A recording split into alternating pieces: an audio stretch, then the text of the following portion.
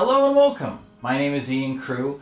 I am an instructor at the Joy of Dance Center in Toronto, Ontario, and the creator of SocialBallroom.Dance, where you can learn your dance at your place on your schedule.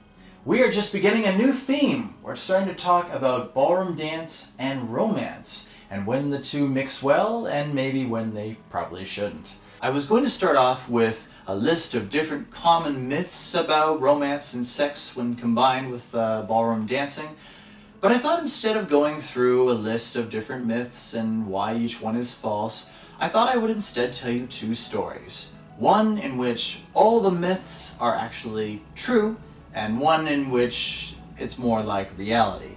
Let's start with the mythical one. So, you're on your way to the local dance hall, mainly because you want to find somebody and take them home for the evening. Because, as everyone knows, you only really get into ballroom dancing if you want to pick up.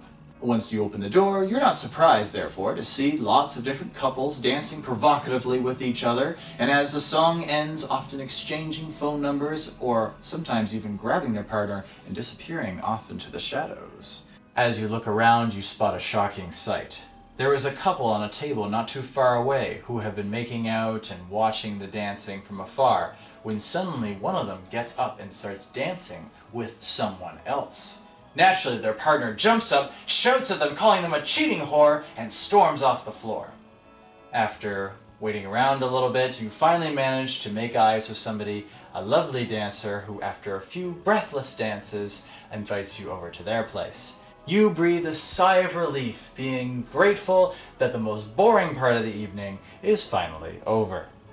Now, hopefully, it was fairly obvious that this was the myth scenario. You know, there's a lot of commonly held assumptions that this is the sort of thing that might happen on the dance floor when you go out.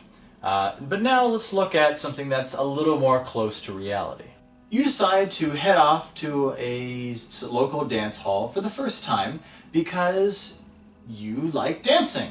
You find dancing fun, and you'd like to meet other people who are interested in dancing like you are.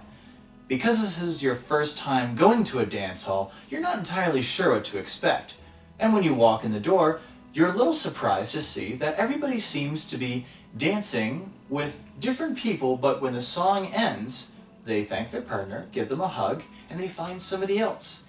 Some people are dancing more provocatively, some are dancing a little further away from their partners. Some people are showing more skin than others, but they don't seem to change their behavior. Everyone behaves more or less the same. You conclude that those people who are dressed a little bit more sexily are probably doing so because they're just more comfortable and confident with their bodies. They do seem to be enjoying the attention they get, but they're not responding to it.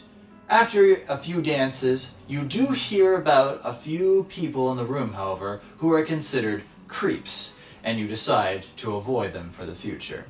A little while later, there is something surprising, however. Somebody comes up and asks you to dance, and you're shocked because you realize that you saw them kissing somebody not long ago. Are they nothing but cheating scum? But wait. Over across the dance floor, their partner is also dancing with somebody else, and they're not being secretive about it. They seem to be perfectly comfortable with it. And this person seems perfectly comfortable, not sneaky about asking you to dance. You conclude that this must mean that people are a little bit more comfortable with social contact through dancing, and that maybe the norms about when you can touch another person are a little bit different from when you're just walking around with your partner. And it's a good thing too, because that person who just asked you to dance, turns out they're hella good. After a number of great dances, you head home, sweaty but happy, glad that you finally discovered a group of people who love dance as much as you do.